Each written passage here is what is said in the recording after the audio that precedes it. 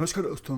Date है आज की 20 जनवरी 2021 और स्वागत है आपका एडिटोरियल डिस्कशन में। 3 इश्यूज आज हम डिटेल से डिस्कस करेंगे। सबसे पहले हम बात करेंगे इंडिया नेपाल रिलेशंस की। दूसरे नंबर पे हम आर्टिकल डिस्कस करेंगे डीप फेक्स के बारे में। और तीसरे नंबर पे जुडिशरी की फंक्शनिंग से संबंधित हम ये आर्टिकल डिस्कस करेंगे।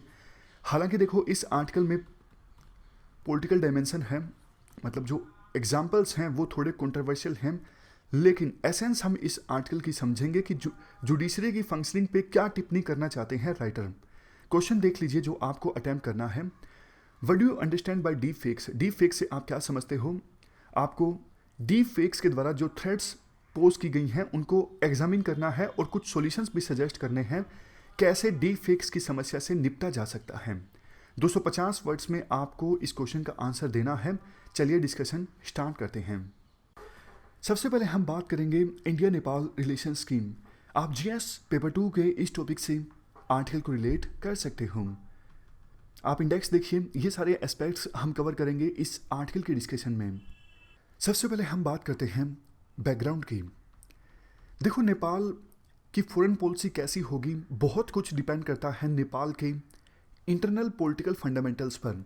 कहने का मतलब ये है नेपाल की डोमेस्टिक पॉलिटिक्स में अभी क्या कुछ चल रहा है, इस पे बहुत कुछ डिपेंड करता है कि नेपाल की फॉरेन पॉलिसी कैसे होगी।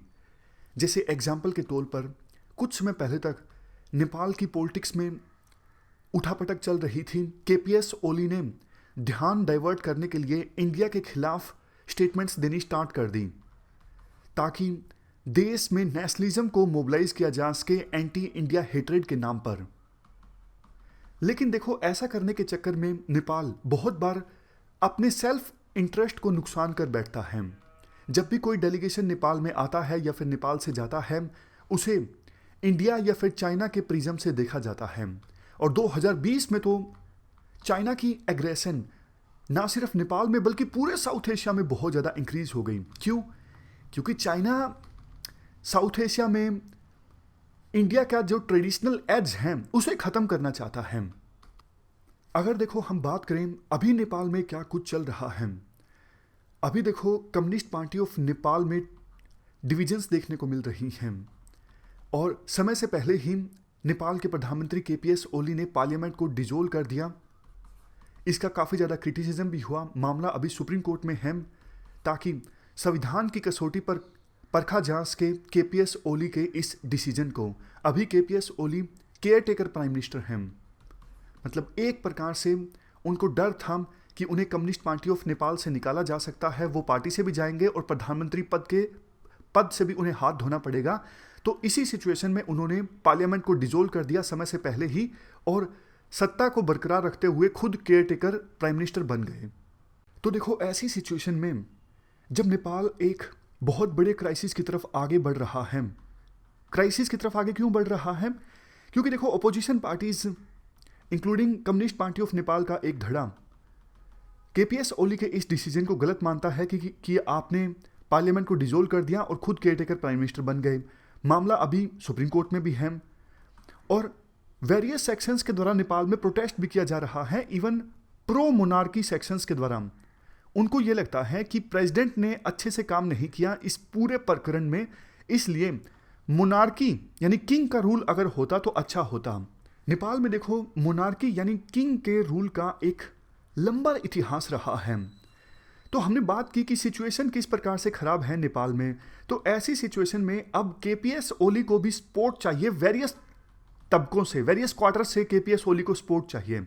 इवन नेपाल की पॉलिटिक्स में अपनी पोजीशन को स्ट्रोंग बनाने के लिए उन्होंने इंडिया का भी रुख किया है। वो इंडिया से भी सपोर्ट चाहते हैं। सोच के देखिए, कुछ समय पहले तक केपीएस ओली इंडिया को कितनी गालियां दे रहे थे कि वायरस जो है कोविड-19 वो इंडिया का वायरस है। बहुत कुछ उन्होंने बोला, इवन नया मैप भी अडोप्ट कर लिया। लेकिन वही केपीएस ओली अब इंडिया की तरफ हाथ बढ़ा रहे हैं इंडिया से सपोर्ट हासिल करने के लिए। अब आपके मन में आया होगा कैसे? देखो, वेरियस सिग्नल्स हैं। डोमेस्टिक पॉलिटिकल कैओस के होते हुए भी नेपाल के जो फॉरेन मिनिस्टर हैं प्रदीप कुमार ग्यावली, इन्होंने न्यू दिल्ली की यात्रा की और इंडिया नेपाल जॉइंट कमीशन की 6th मीटिंग ऑर्गेनाइज हुई 15 जनवरी 2021 को। इस मीटिंग को चेयर किया गया था इंडिया के विदेश मंत्री एस जयशंकर के द्वारा। क्या कुछ निकल के आया इस मीटिंग में? मेनली देखो, इस मीटिंग में कॉन्फिडेंस बिल्डिंग मेजर्स पर फोकस किया गया।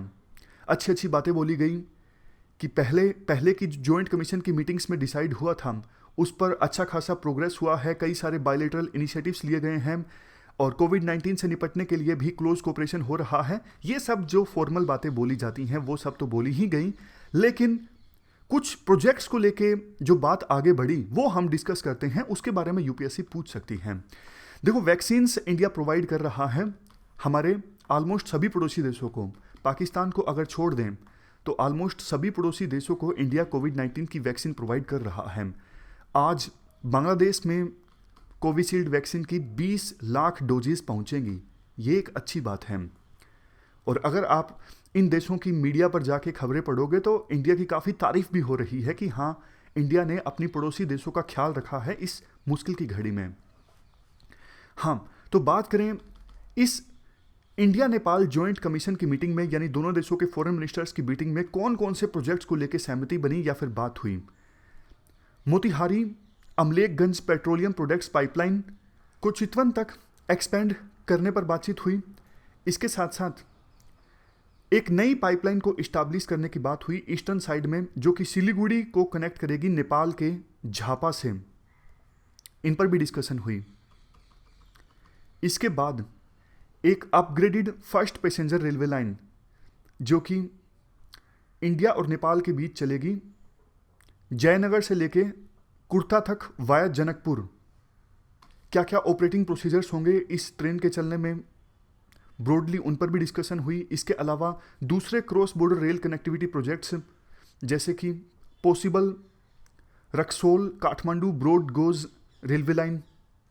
जॉइंट कमीशन की इस मीटिंग में दोनों फॉरेन मिनिस्टर्स ने इस बात पर फोकस किया कि दोनों देशों के बीच पीपल एंड गुड्स की जो मूवमेंट है वो और ज़्यादा आसानी से होनी चाहिए। हाल ही में बीरगंज और विराटनगर में जो इंटीग्रेटेड चेक पोस्ट इस्टेब्लिश की गई थी, इससे देखो ट्रेड का और लोगों का जो आना जाना है दोनों कंट्रीज़ के बीच और भी ज़्यादा आसान हो गया है। इसके अलावा नेपालगंज में तीसरी जो इंटीग्रेटेड चेक पोस्ट है उसका कंस्ट्रक्शन ऑलरेडी स्टार्ट हो गया है और भैरवा में नेक्स्ट इंटीग्रेटेड चेक पोस्ट का काम भी जल्द ही स्टार्ट होगा। चूँकि देखो नेपाल एक लैंडलॉक कंट्री है, नेपाल में कोई सी नहीं लगता है, तो इसलिए इंडिया के सी पोर्ट्स पर डिपेंड है नेपाल। तो अगर इंडिया के साथ कनेक्टिविटी और ज़्यादा अच्छी होती है वेरियस माध्यम से, फॉर एग्जांपल रेल रोड, तो फिर नेपाल और भी ज़्यादा अच्छे ढंग से आसानी से इंडिया के सी पोर्ट्स का इस्तेमाल करते हुए दूसरे देशों को एक्सपोर्ट कर सकेगा। इसके अलावा इस India Nepal joint commission meeting में जॉइंट हाइड्रो पावर प्रोजेक्ट्स पर भी बात हुई, including proposed Pancheshwar multipurpose project, जिसका काम काफ़ी समय से रुका हुआ है। उम्मीद ये है कि इस मीटिंग के बाद इस प्रोजेक्ट पर भी काम जल्द ही स्टार्ट होगा। और इंडिया ने नेपाल में 2 कल्चरल हेरिटेज प्रोजेक्ट्स को सपोर्ट किया है, एक पशुपतिनाथ रिवर फ्रंट डेवलपमेंट और दूसरा बंडारखल गार्डन रिस्टोरेशन इन पाटन दरबार। ये काफ़ी ज़्यादा सिग्निफिकेंट है क्योंकि चाइना का जो इंटरफेरेंस है नेपाल की पॉलिसी मेकिंग में वो पिछले कुछ समय में काफ़ी ज़्यादा बड़ा है। तो इंडिया ने एक बार फिर से एक्टिविटी शो की है, चाइना के इंटरफेरेंस को रोका जा सके और नेपाल को ये ना फील होने दिया जाए कि इंडिया हमें सपोर्ट नहीं करता, इसलिए मजबूरी में हमें चाइना के पास जाना पड़ता है। नेपाल ने भी देखो पुरानी चीज़ों को, पुराने इश्यूज़ को भुलाते हुए फिर से इंडिया की जो परमानेंट मेंबरशिप है यूनाइटेड नेशंस सिक्योरिटी काउंसिल में, उसका समर्थन किया। तो अब नेक्स्ट जो मीटिंग होगी इंडिया नेपाल जॉइंट कमीशन की, वो देखो काफ़ी ज़्यादा सिग्निफिकेंट होगी। उस मीटिंग की आउटकम पर बहुत कुछ डिपेंड करेगा कि इंडिया और नेपाल के जो रिलेशंस हैं वो किस डायरेक्शन में आगे बढ़ेंगे। लास्ट में वे फॉरवर्ड में कहा जाता है, वैसे तो नेपाल की पॉलिटिक्स में अभी फिलहाल कैओस है, लेकिन इंडिया किसी एक सेक्शन के साथ खड़ा दिखाई नहीं देना चाहता। इंडिया सभी सेक्शंस के साथ एंगेज करना चाहता है ताकि कोई भी सत्ता में आए लेकिन इंडिया अपनी ट्रेडिशनल पोजीशन को नेपाल में बरकरार रख सके। बात करें केपीएस ओली की, केपीएस ओली देखो अभी तक तो सर्वाइवर साबित हुए हैं अपनी सत्ता को कायम रखने पर सफल साबित हुए हैं, लेकिन आगे क्या होगा ये देखने वाली बात होगी। पहले उनके पास चाइना की सपोर्ट थी, लेकिन अगर चाइना ने उन्हें एक तरफा सपोर्ट किया होता तो फिर वो इंडिया की तरफ रुख नहीं करते इंडिया की सपोर्ट हासिल करने के लिए। तो आप कह सकते हो कि चाइना ने केपीएस ओली को फेल किया। चाइना से जैसे सपोर्ट की आवश्यकता थी केपीएस ओली को वैसी सपोर्ट नहीं मिली, और इवन केपीएस ओली ने भी चाइना को फेल किया। क्योंकि देखो, फेल किया का मतलब निराश किया, एक्सपेक्टेशन पर खरा नहीं उतरे। देखो 2018 में दो लेफ्ट पार्टीज मर्ज होकर एक पार्टी बनी थी, नेपालीज कम्युनिस्ट पार्टी। कहा यह जाता है कि चाइना की इसमें अहम भूमिका रही थी। जैसे चाइना में एक कम्युनिस्ट पार्टी है, उसी प्रकार की पार्टी चाइना नेपाल में बनवाना चाहता था, बट नेपालीज कम्युनिस्ट पार्टी में डिविजन्स आ गई। तो इस बात को लेकर भी चाइना डिसअपॉइंट है केपीएस ओली से। तो मतलब दोनों ने एक दूसरे को निराश किया। चाइना ने केपीएस ओली को निराश किया और केपीएस ओली ने चाइना को निराश किया। तो ये हमने पूरा आर्टिकल डिस्कस किया इंडिया नेपाल रिलेशंस से संबंधित। चलते हैं आगे।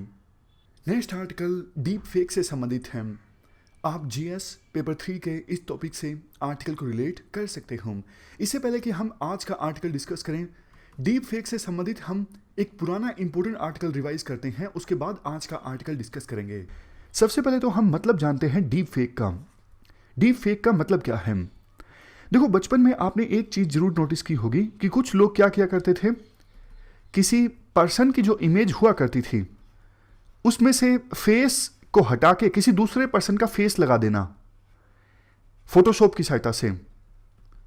ये एक्टिविटी कुछ लोग किया करते थे, आपने बचपन में नोटिस किया होगा। बट देखो, आप पहचान लेते थे कि ये जो इमेज है वो फोटोशॉप्ड है, क्योंकि उस समय इतने बेहतर ढंग से इस एक्टिविटी को कर पाना मुश्किल होता था।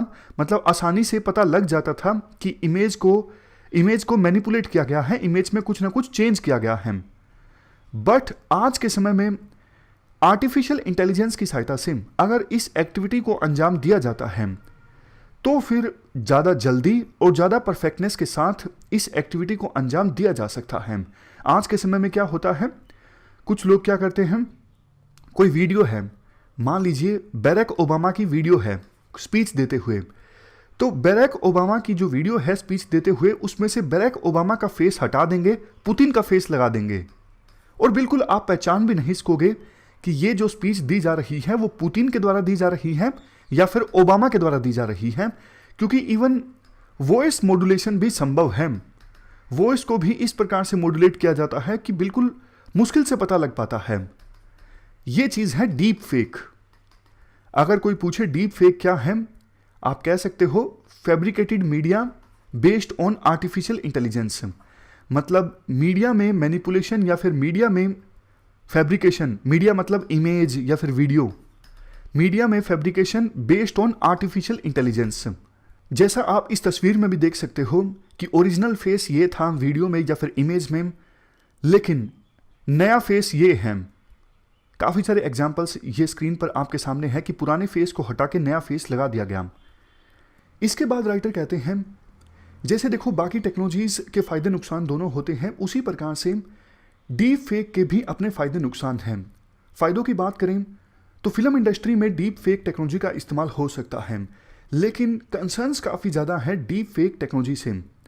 सबसे पहला कंसर्न है, महिलाओं को टारगेट करने के लिए डीप फेक का इस्तेमाल किया जाता है।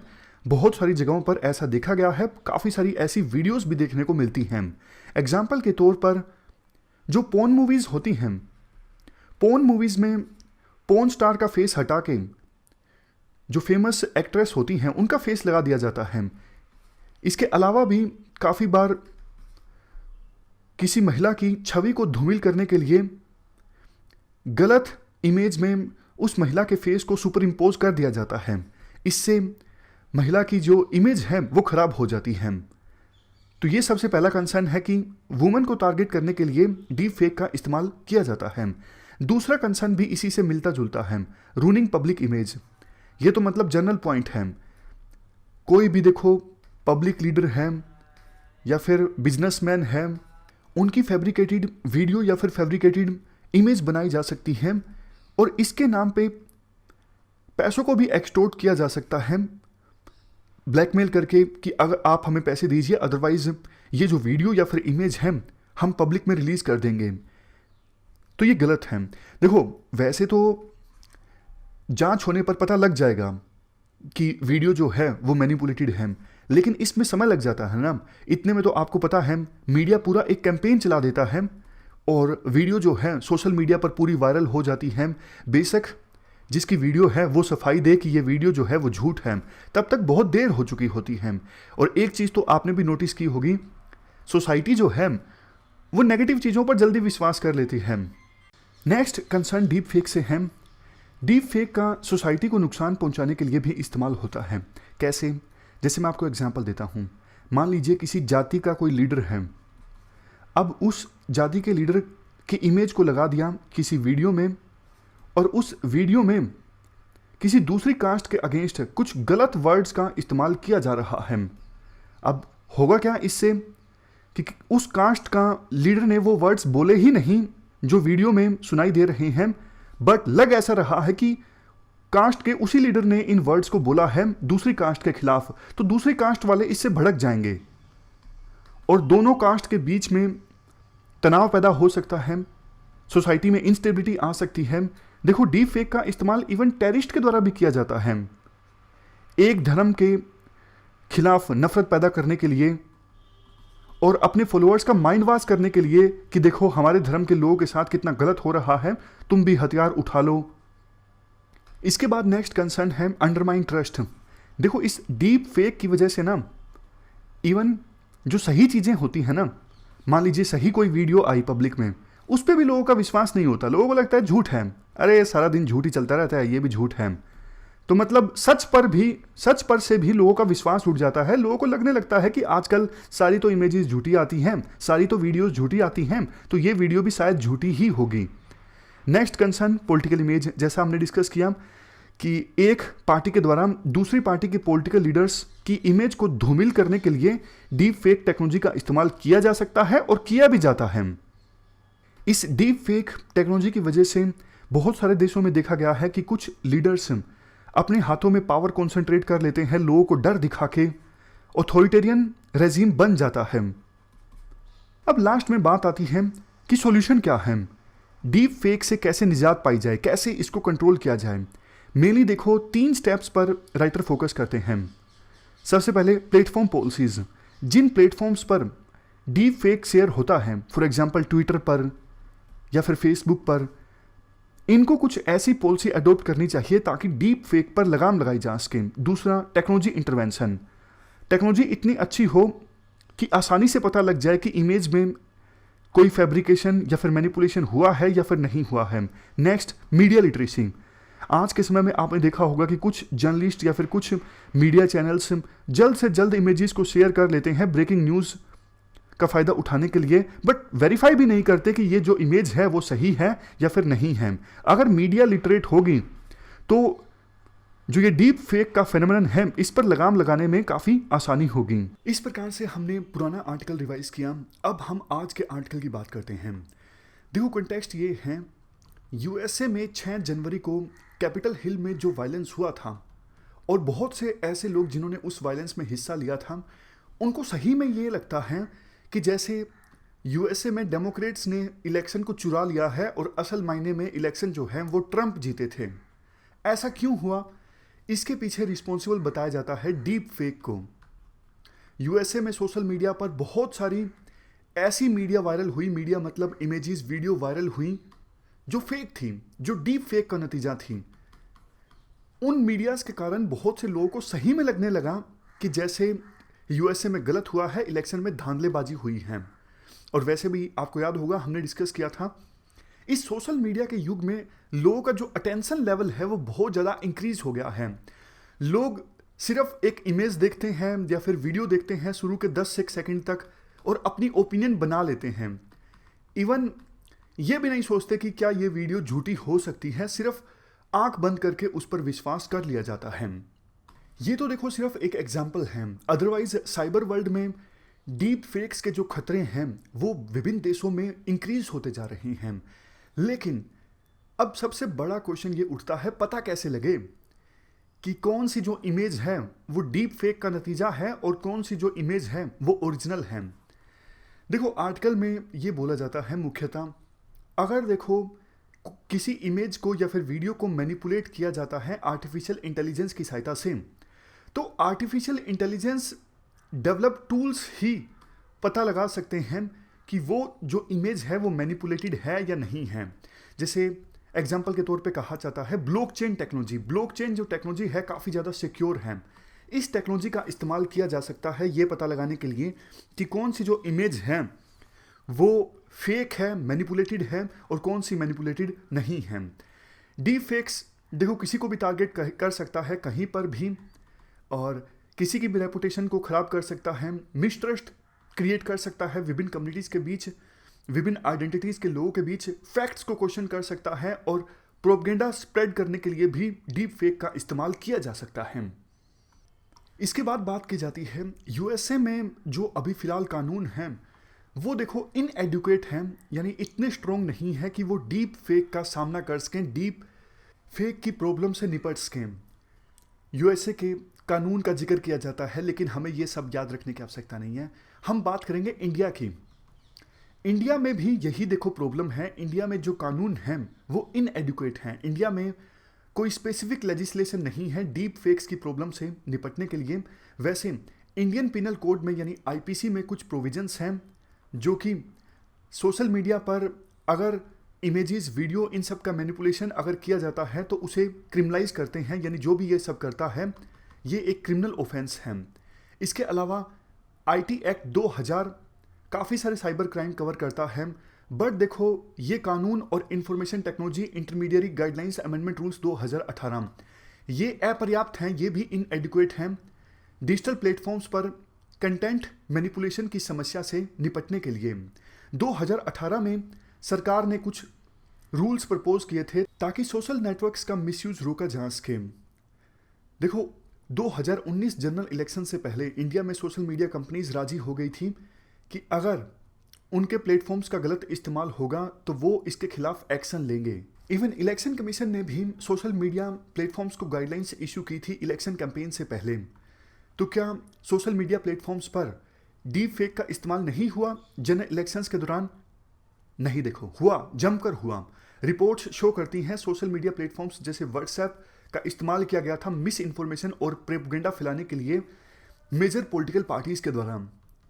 इसके बाद बात की जाती है कि देखो डीप फेक की समस्या से निपटने के लिए नए टूल्स की आवश्यकता है, और वो टूल्स आर्टिफिशियल इंटेलिजेंस जनरेटेड होने चाहिए।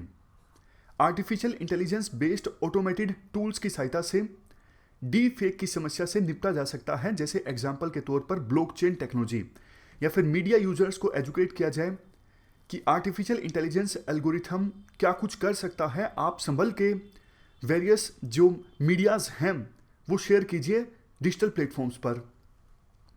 लास्ट में देखो ये कहा जाता है जुलाई 2020 में university of Washington and Microsoft ने एक वर्कशॉप का कन्वीन किया था एक्सपर्ट्स के साथ मिलके कि कैसे डीप फेक टेक्नोलॉजी को प्रिवेंट किया जा सकता है 2020 यूएस प्रेसिडेंशियल इलेक्शंस को अफेक्ट करने से। तो उसमें 6 थीम्स रिकॉग्नाइज की गई थी। सबसे पहली थीम, डीप फेक्स को कंटेक्चुअलाइज करने की आवश्यकता है malicious manipulated media, computational propaganda और डिसइंफॉर्मेशन कैंपेन्स के एक ब्रॉडर फ्रेमवर्क के तले। दूसरी थीम, डीप फेक से देखो मल्टी डायमेंशनल इश्यूज इमर्ज होके आते हैं और इनसे निपटने के लिए वेरियस स्टेक होल्डर्स के बीच रिस्पॉन्स की आवश्यकता है। काफ़ी सारे सेक्टर्स के जो एक्सपर्ट्स हैं उन्हें एक साथ आना होगा सॉल्यूशन को फाइंड आउट करने के लिए। डीप फेक को डिटेक्ट करना मुश्किल है, ये तीसरी थीम। चौथी थीम, जर्नलिस्ट यानी जो पत्रकार हैं उनको भी टूल्स की आवश्यकता है ताकि वो इमेजेस, मीडिया और ऑडियो रिकॉर्डिंग्स को स्क्रूटिनाइज कर सकें कि वो फेक हैं या फिर ऑथेंटिक हैं।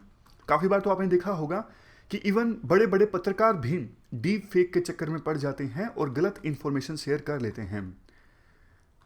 पॉलिसी मेकर्स को भी समझने की आवश्यकता है कि डीप फेक जो है वो polity, society, economy, culture, individuals और कम्युनिटीज़ इन सब को नुकसान पहुंचा सकते हैं। इन सब के लिए खतरा है डीप फेक से। और सबसे लास्ट थीम, देखो ये आइडिया कि डीप फेक जो है वो डिस्ट्रस्ट पैदा करता है विभिन्न आइडेंटिटीज़ के लोगों के बीच ये एक सबसे बड़ा एविडेंस है कि डीप फेक की समस्या बहुत बड़ी है और इससे सीरियसली निपटने की आवश्यकता है। क्योंकि देखो, विभिन्न आइडेंटिटीज़ के लोगों के बीच डिस्ट्रस्ट पैदा होना, इससे तो बड़े बड़े वार हो सकते हैं। इसलिए यह समस्या बहुत बड़ी है। एग्जाम्पल के तौर पर इंडिया में हिंदू और मुस्लिम धर्म के लोगों के बीच डिस्ट्रस्ट पैदा कर सकता है ये डीप फेक। विभिन्न जातियों के बीच डिस्ट्रस्ट पैदा कर सकता है। तो कैसे इंडिया में इंस्टेबिलिटी फैलाने की कोशिश कर सकता है, आप खतरे को समझिए। लास्ट में एक बात ये बोली जाती है, देखो डिस इन्फॉर्मेशन जो है आज के समय में कई सारी अलग अलग फॉर्म में आती है। तो कोई एक सिंगल टेक्नोलॉजी की सहायता से प्रॉब्लम से नहीं निपटा जा सकता, और आर्टिफिशियल बैक टेक्नोलॉजिकल टूल्स की सहायता से डिटेक्ट किया जा सकता है डीप फेक्स को, और इस प्रॉब्लम से निपटा जा सकता है। चलते हैं आगे। नेक्स्ट आर्टिकल जुडिशरी की फंक्शनिंग से संबंधित है। आप जीएस पेपर 2 के इस टॉपिक से आर्टिकल को रिलेट कर सकते हो। देखो, अर्नब गोस्वामी की बेल का केस जब सुप्रीम कोर्ट के सामने गया था, तो सुप्रीम कोर्ट ने अर्नब गोस्वामी को बेल देते वक्त काफ़ी अच्छी अच्छी बातें बोली थी कि ह्यूमन लिबर्टी जो है वो एक कॉन्स्टिट्यूशनल वैल्यू है, और लिबर्टी की जो रिट है वो कॉन्स्टिट्यूशन के फैब्रिक से होकर गुजरती है, और कोर्ट्स के लिए ये इम्पोर्टेंट है ये इंश्योर करना कि क्रिमिनल लॉ एक हथियार ना बन जाए सिटीजन्स के सिलेक्टिव हरासमेंट के लिए। कोर्ट ने उस समय जजमेंट में सुप्रीम कोर्ट ने यह भी कहा कि कोर्ट्स जो हैं वो फर्स्ट लाइन ऑफ डिफेंस हैं अगर सिटीजन्स को उनकी लिबर्टी से वंचित रखा जाता है। ये सब अच्छी अच्छी बातें बोलते हुए सुप्रीम कोर्ट ने अर्नब गोस्वामी को बेल दे दी थी, और ये भी कहा था कि एक दिन की लिबर्टी का लॉस होना मतलब बहुत सारी लिबर्टी का लॉस होना एक समान है। लेकिन देखो, इसके बाद राइटर बहुत सारे एग्जाम्पल देते हैं और कहते हैं कि कब कब सुप्रीम कोर्ट ने और वेरियस कोर्ट्स ने लिबर्टी को इग्नोर किया। अब देखो, ये सारे जो एग्जाम्पल्स हैं ना, ये थोड़े पॉलिटिकल इश्यूज हैं, मतलब आंसर्स में इनका इस्तेमाल करना थोड़ा मुश्किल है। जैसे राइटर एग्जाम्पल देते हैं भीमा कोरेगांव केस का। उस केस में जिन लोगों को गिरफ्तार किया गया था उनको अब काफ़ी समय बीत गया है, ऑलमोस्ट 2 साल से ज़्यादा हो गया है, लेकिन वो अभी भी जेलों में बंद हैं, अभी ट्रायल स्टार्ट नहीं हुआ है। और इसके अलावा केरल के एक पत्रकार का एग्जाम्पल दिया जाता है। जब हाथरस केस हुआ था तब वो पत्रकार हाथरस की तरफ आगे बढ़ रहे थे, उन्हें गिरफ्तार किया गया, नाम है सिद्दीकी कापन। तब से केस चल रहा है, हेबियस कॉर्पस का केस है। हेबियस कॉर्पस रिट होती है, आपको पता है, आर्टिकल 32 के तहत जिसे फाइल किया जा सकता है। इसका मतलब होता है प्रोड्यूस द बॉडी, कि कोर्ट कहती है कि हमारे पास उस पर्सन को लेके आइए। लेकिन सिद्दीकी कापन जो है अभी तक जेल में है, आर्टिकल लिखे जाने तक, ऐसा राइटर बोलते हैं। उसी प्रकार से एक पत्रकार का एक और जो कॉमेडियन है उनका नाम लिया जाता है, क्या नाम है, मुनव्वर फारूकी।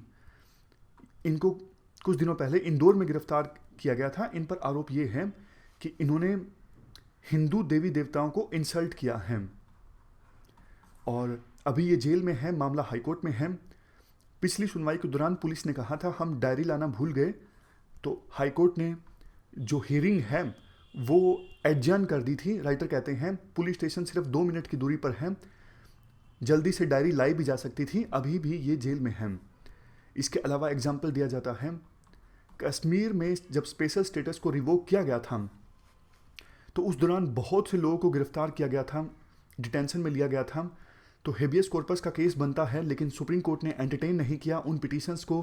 इवन जो पूर्व मुख्यमंत्री हैं मुफ्ती, उनकी बेटी जब जाना चाहती थी अपनी मदर से मिलने श्रीनगर में, तो सुप्रीम कोर्ट ने इस केस की सुनवाई करते हुए ये टिप्पणी की थी कि आप श्रीनगर में जाके क्या करोगे, अभी वहाँ पे बहुत ठंड है।